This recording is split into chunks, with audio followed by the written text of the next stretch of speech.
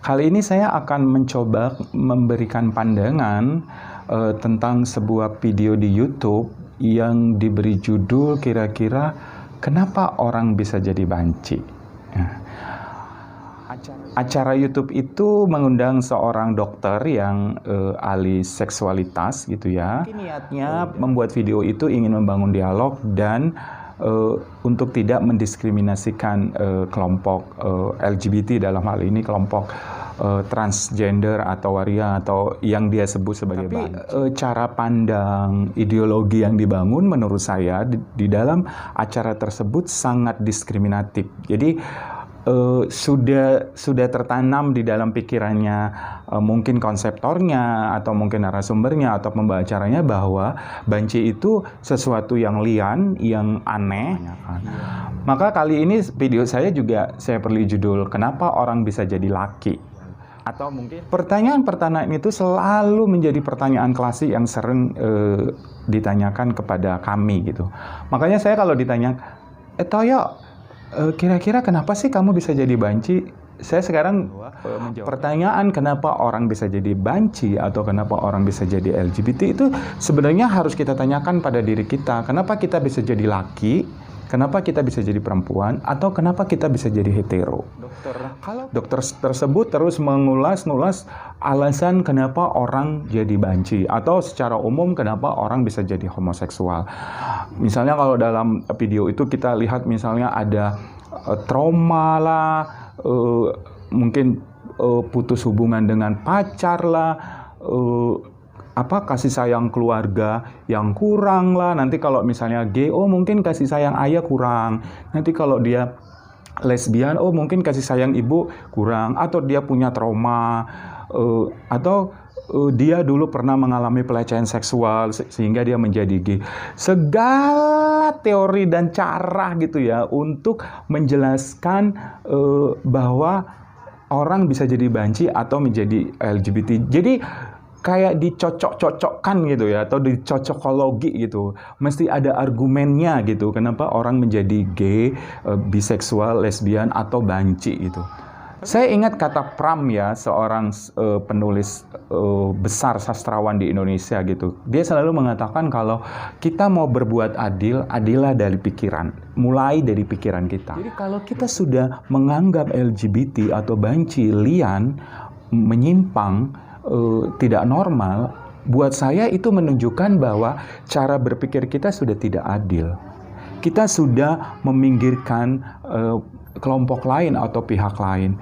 Tapi kemudian kita seolah-olah akan membantu dia, akan menghormatin dia dengan beragam dalil gitu ya untuk menjelaskan kepada LGBT itu dalam tanda kutip kecacatan, LGBT itu punya trauma, punya ini, punya itu. Ada beragam argumentasi yang dia buat untuk menjelaskan publik bahwa harusnya kita terima gitu.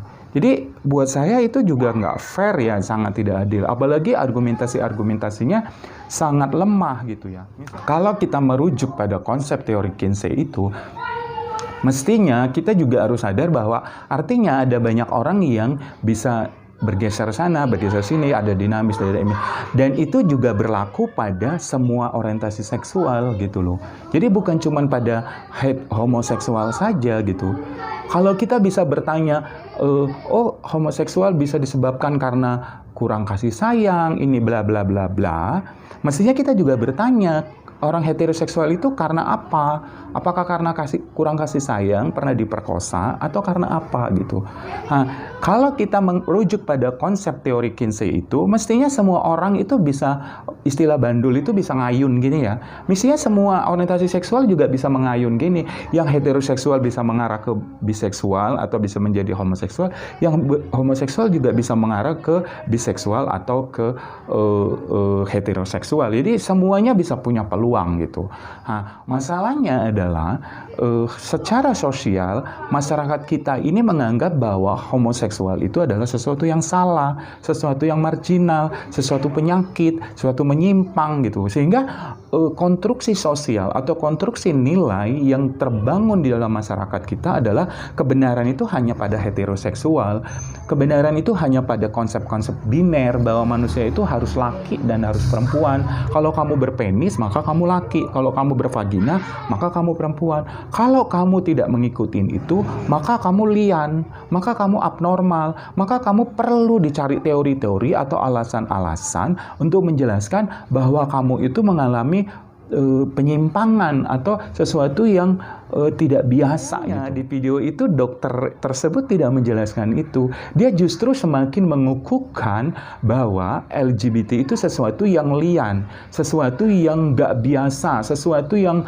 salah gitu. Walaupun dia menjelaskan di dalam teori medis atau PPDGJ bahwa itu bukan penyimpangan, tapi tetap dia memberikan argumen-argumen atau pandangan-pandangan bahwa LGBT itu adalah sesuatu yang ya walaupun dia nggak bilang menyimpang atau penyakit, tapi buat saya pandangan dia itu sangat bias gitu. Dia menjelaskan bahwa mungkin punya trauma, makanya kalau anak harus dididik dengan benar, kalau kurang sayang nanti bisa jadi LGBT gitu-gitu. Itu kan sama dengan cara berpikir konsepnya kelompok-kelompok fundamentalis yang mengusulkan RUU Ketahanan Keluarga yang mengatakan bahwa kalau dalam keluarga itu ada anak LGBT, maka dianggap keluarga itu tidak harmonis atau tidak benar gitu. Sehingga perlu direhabilitasi atau diberikan perlakuan. Sama seperti orang berambut keriting, ada rambut lurus, ada warna rambut yang hitam kelam, ada yang warnanya merah, ada yang warna putih, ada yang hitam tapi agak-agak merah gitu. Begitu juga warna kulit, tinggi badan gitu. Kenapa kita nggak coba melihat orientasi seksual, homoseksual, biseksual, heteroseksual, banci, laki dan perempuan itu bagian dari keberagaman yang setiap orang itu setara. Tidak ada yang lebih baik dari yang lain gitu. Jangan kita menempatkan seolah-olah bahwa laki itu lebih baik daripada banci gitu, atau perempuan lebih baik daripada banci gitu. Itu begitu juga nanti dalam konteks patriarki ya, laki lebih mulia daripada perempuan gitu. Cara pandang itu yang melahirkan diskriminatif gitu. Itu yang pertanyaan dasar saya kepada pembawa acara dan dokter itu kalau ngelihat video saya ini ya. Sebenarnya saya mau nanya, apa sebenarnya yang disebut laki? Apa indikatornya? Apa definisinya? Kalau saya ambil contoh dari dari satu narasumber dan pembawa acara itu, siapa yang disebut laki? Pembawa acara itu yang saya tahu maskel, atau si dokter itu yang menurut saya juga dia sangat feminin gitu. Apakah mana yang disebut laki? Apakah seperti pembawa acaranya atau seperti narasumbernya? Atau perpaduan itu? Kita juga mempertanyakan siapa yang disebut banci? Yang seperti apa? Rambutnya panjang, berlipstik, payudaranya besar, atau yang seperti apa gitu. Bisa jadi hetero. Jadi sekarang pertanyakan kepada diri kita masing-masing, khususnya kepada dokter yang ahli seks itu, dan mungkin dengan pembawa acaranya juga, kenapa Anda bisa menjadi laki? Terima kasih.